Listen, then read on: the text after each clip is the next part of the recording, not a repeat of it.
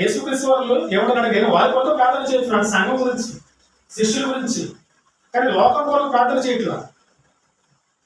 అంటే మనం కూడా ఎక్కువగా లోకం అంటే లోకంలో ఉన్నది శరీరాశ, నేత్రాశ, జీవపుడము.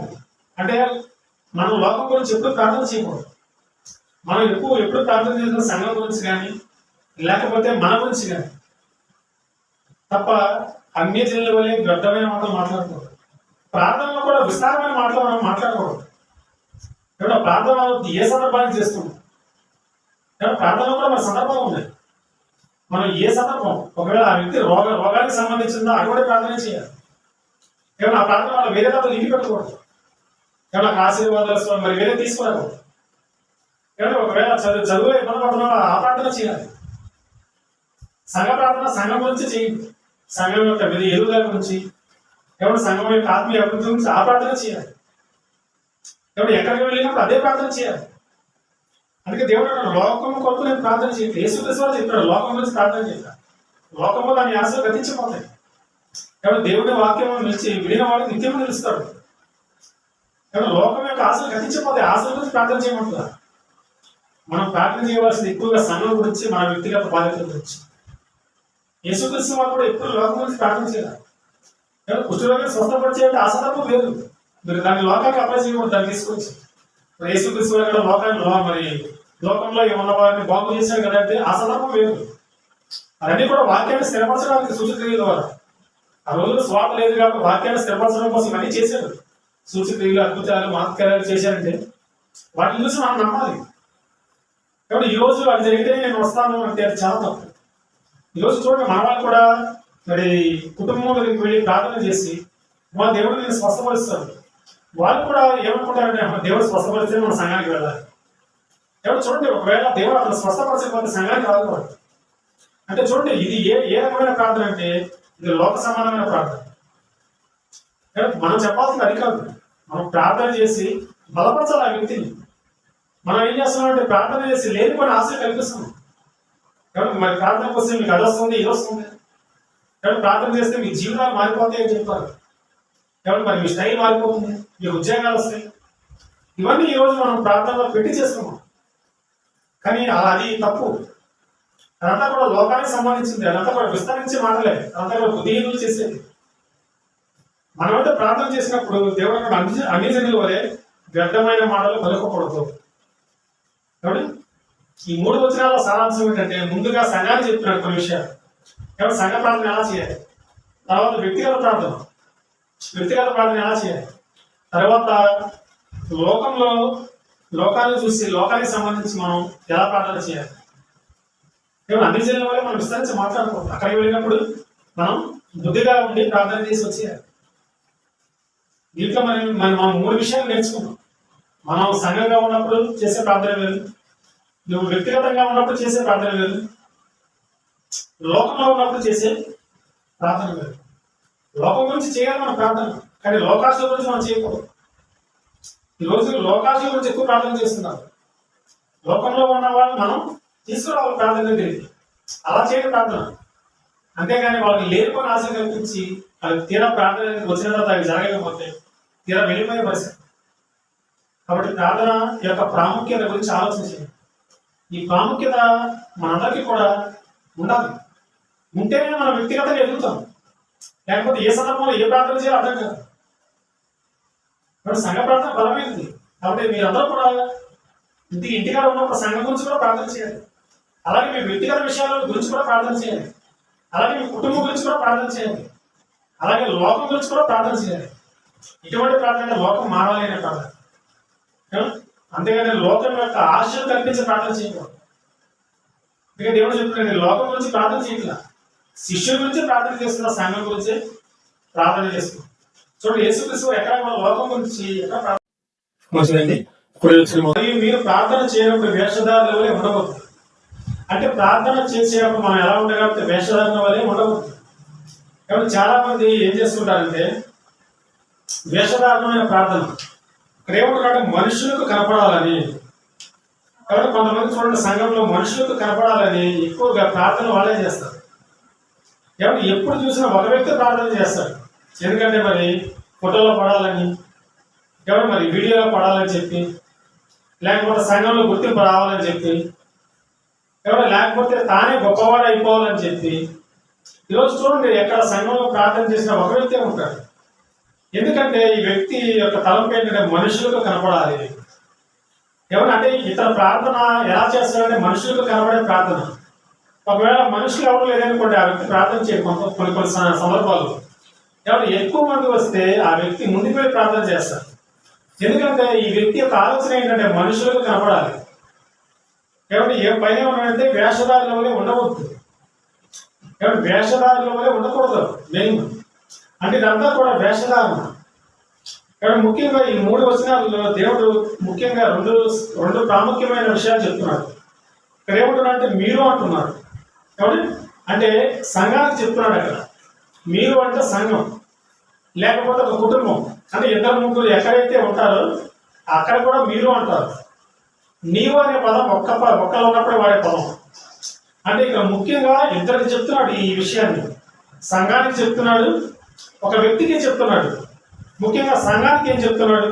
ఒక సంఘం అనుకోండి, కుటుంబం అనుకోండి. కాబట్టి మీరు అనే పదాన్ని దగ్గర అక్కడ ఒక సంఘం పెట్టుకోండి, లేదా ఒక కుటుంబాన్ని పెట్టుకోండి. అంటే ఒక కుటుంబం కానీ ఒక సంఘం కానీ ప్రార్థన చేసేటప్పుడు ఎలా ఉండాలంటే వేషధారుల వలె ఉండకూడదు. అంటే మనం ప్రార్థన ఎలా ఉండాలి? వేషధారణ ప్రార్థన కాదు. చూడండి, కొంతమంది ప్రార్థన చేస్తే మరి ఎందుకు చేస్తున్నాడో అర్థం కాదు. మరి ప్రారంభం ఎక్కడ మొదలు పెడతారు, ముగింపు వచ్చేవాడికి దాని తలాతోక ఉండదంటారు. అంటే ఏ విషయం మీద చేస్తున్నాడో అర్థం కాదు, ఒక క్లారిటీ అనేది ఉండదు.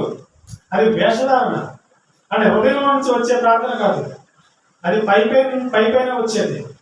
అంటే ఏదో చేయాలి, ఏదో మనుషులకు కనపడాలి, కాబట్టి ఏదో మరి మనుషుల దృష్టిలో గొప్పవాడు అవ్వాలి అని చేసే ప్రార్థన. ఇంకా వీళ్ళు ఏం చేస్తారంటే వివిధ మూలల్లోనూ నిలిచి ప్రార్థన చేయటం వారికి ఇష్టము. అంటే వీళ్ళకి ఎలాగంటే నెంబర్ 1 మనుషులకు కనపడాలి, అంటే మనిషికి కనిపించే ప్రార్థన చేస్తారు.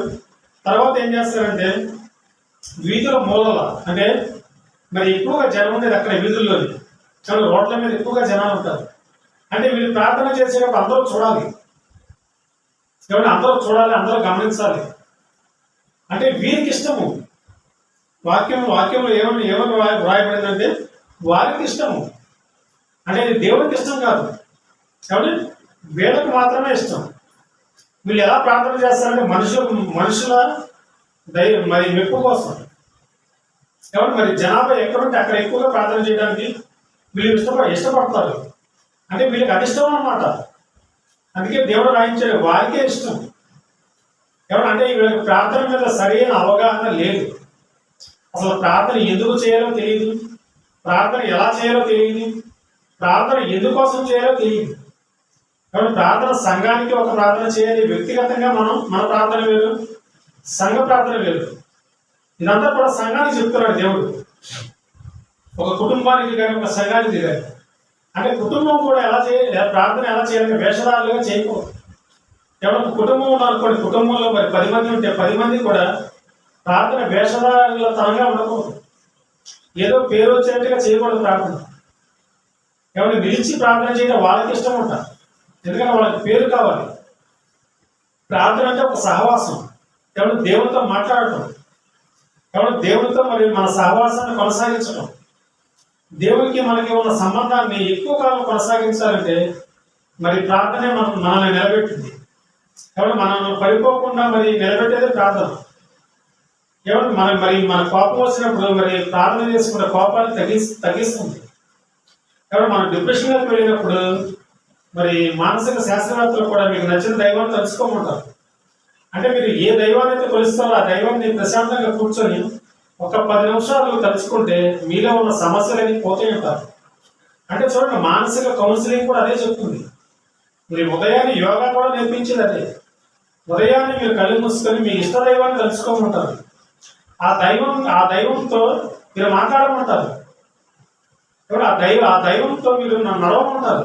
వాళ్ళు చెప్పేది అదే.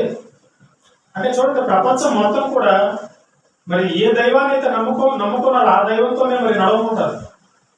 ఆ దైవంతోనే మరి జీవితాన్ని కొనసాగించమంటారు. అంటే ఈరోజు క్రైస్తవులుగా మనం ప్రార్థన చేసినప్పుడు ఒక సంఘంగా మరి వేషధారులనే ఉండకూడదు. మెయిన్ అంటే వేషధారులు అంటే మరి ఇష్టం లేని ప్రార్థన. ఎవరు మరి గొర్రె చర్మం కప్పుగల తోడేలు స్వభావం లాంటి వాడు అనమాట. అంటే పైన లోపలేమో ప్రార్థన చేయాలనిపించదు, కానీ మనుషుల కోసం వాడు ఏం చేస్తారంటే దీర్ఘ ప్రార్థనలు చేస్తారు. కాబట్టి సంత వీధుల్లో వందనాలు కోరుతారు, ఎందుకంటే ఇవన్నీ మళ్ళీ వారికి ఇష్టము. ఏమైనా ఎక్కడ కనిపించినా మరి అయ్యగారి వందనాలు అంటారు, తెలుసుగా మీరు. అంటే సంత వీధుల్లో వాళ్ళు వెళ్తున్నప్పుడు ఖచ్చితంగా వందనాలు కోరుతారు. ఇవన్నీ మనమే కాదు, లేఖనాలు చదివించినవి. అంటే వారికి ఇష్టం అంట. వీధిలో మూలంలో నిలవడం, ప్రార్థన చేయడం వారికి ఇష్టం. ఏమన్నా మరి వేషధారుల వల్ల ప్రార్థన చేయడం వాళ్ళకి ఇష్టం. ఇవన్నీ కూడా వాళ్ళకి ఇష్టం అన్నమాట. కానీ సంఘం అయితే అలా ఉండకూడదు. ఇవన్నీ కనుక చేస్తే వారు తమ ఫలము పొంది ఉన్నారు. అంటే దేవుడు వాళ్ళకి ఏదైతే ఇవ్వాలన్నా ఖచ్చితంగా అప్పుడే ఇచ్చేస్తారంట. ఫలము పొంది ఉన్నారు. ఏమైనా ఫలాలు 2 రకాలు ఉన్నాయి. నీతి ఫలాలు ఉన్నాయి, ఏమైనా దుర్నీతి ఫలాలు ఉన్నాయి. ఏమైనా మంచి చెట్టు మంచి కాయలే కాస్తుంది, ఏమైనా చెడ్డ చెట్టు మంచి కాయలు కాయలు ఎప్పుడు. ఏమైనా చెడ్డ చెట్టు మంచి ఫలాలు ఫలించడం చూసారా? సో అది జీవితంలో జరగదు.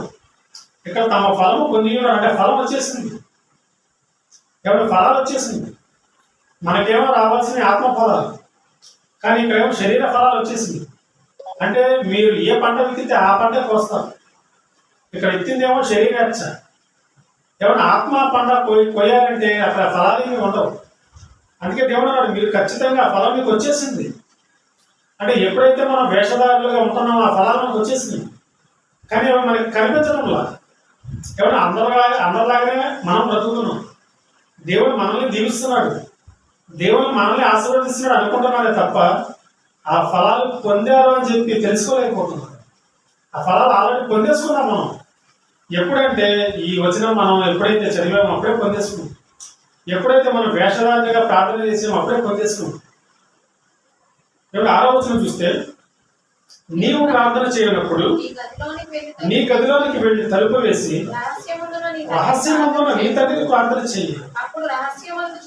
అప్పుడు రహస్యమందు చూచు నీ తండ్రి నీకు ప్రతిఫలం ఇచ్చింది. చాలండి. ఇక్కడ ఈ వచనంలో మెయిన్ 2 విషయాలు.